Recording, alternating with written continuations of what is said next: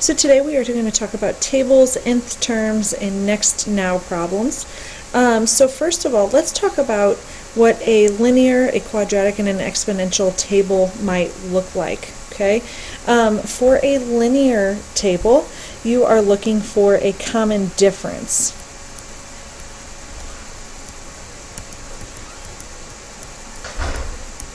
So something is added or subtracted each time for the y values. For a quadratic, it's the second common difference.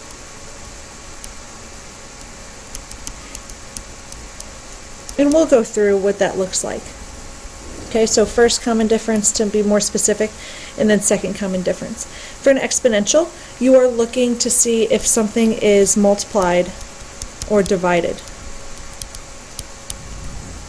Okay, so do the following tables represent linear, quadratic, or exponential? Well, first thing I look for is if there is something being multiplied by each time. So if I look at just the y's, from 2 to -6, I would multiply by -3. From -6 to 18, I would multiply by -3. And 18 to -4, -3. And again, -3 here. Because I multiplied by the same thing every single time, that's going to tell me that this is an exponential function. Okay, so number 2, we're going to first look to see, is there anything that's being multiplied or divided? Because really, if you multiply by 2, that's really easy to recognize. But some people might say, well, what if you divide by 2? Well, dividing by 2 is the same as multiplying by half, so keep that in mind. Okay, so looking at number 2 here, from 5 to 9 and 9 to 13, are we multiplying by anything there? No, we're not multiplying by anything in common. So let's talk about what changes. What's the difference between 5 and 9? So to get from 5 to 9, we would add 4. From 9 to 13, we would add 4. 13 to 17, we add 4. 17 to 21, we add 4. Okay, so because we add 4, the same number every single time, that is going to be a first difference. That is a linear function. Okay, let's look at number 3. First, I'm going to check to see if I multiply by anything. From 9 to 6 and then 6 to 5, are those going to be multiplied by the same thing? No. Okay, so what am I adding or subtracting? 9 to 6, I'm going to subtract 3. 6 to 5, I'm subtracting 1. What does that tell me? That tells me that we've already ruled out exponential. We've ruled out linear because the first difference is not going to be the same. But let's continue and see if the second difference works. From 5 to 6, we add 1. And from 6 to 9, we add 3. So now what do I mean by second difference? Let's look at these. From -1 to -3, or from -3 to -1, you add 2. To get from -1 to +1, you would add 2. And to get from 1 to 3, you would add 2. Since you now have a common change here, that is called a second common difference, so this is going to be a quadratic.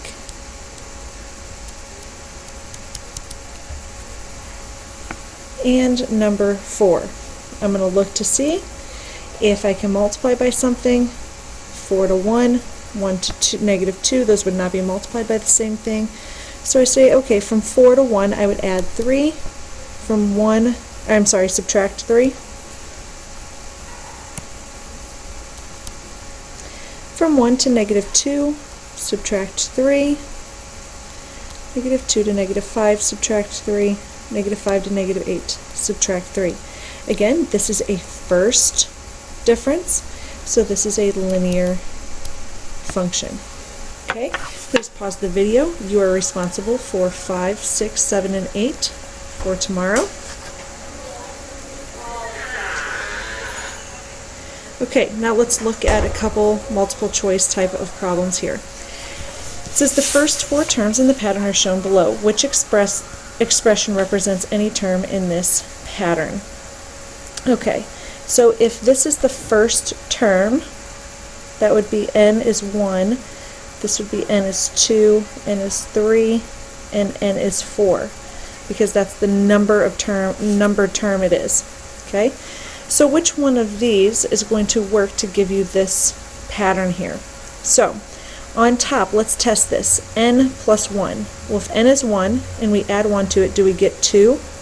Yes. Okay, let's test the bottom.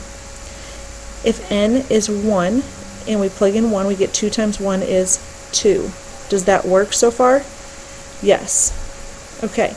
If we looked at B and we plugged in n is 1, we'd have 1 over 1 plus 2 is 3. Would that give us the 2 over 2? No. If we tested it here, if we plugged in n is 1, we'd have 2 over 3. Does that give us 2 over 2? No. How about D? If n is 1, we get 1 over. 3 times 1 is 3, minus 1 is 2. We get 1/2, not 2 over 2. So D does not work. That confirms that A does work. And if you want to double check, you could plug in n is 2. If n is 2, 2 plus 1 would give you 3. 2 times 2 is 4, and that does give you 3/4. So answer is A. Okay, number 10. Look at the table below. Which expression represents the output O for the nth term? Okay, so if this is the nth term, that means that this is the 5th term. So if we plug in 5 for n, we should get the output O of 15.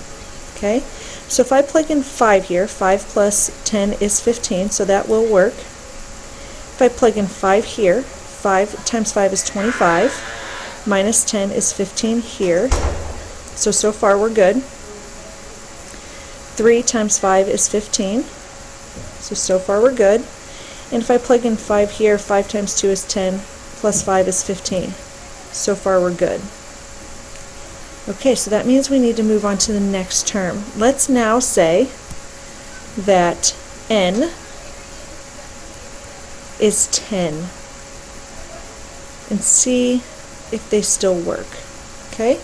If n is 10, 10 plus 10 is 20. We should be getting 40. That means that A does not work for every term. If I plug in 10, 5 times 10 is 50, minus 10 is 40, so we can still use that. 3 times 10 is 30, but we want 40. C is not an option. If we plug in 10, 2 times 10 is 20, plus 5 is 25, but we want 40. D does not work. B is our answer.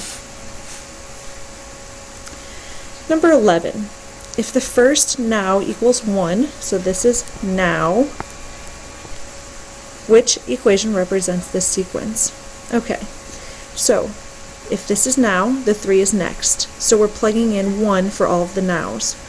So 1 times 2 is 2.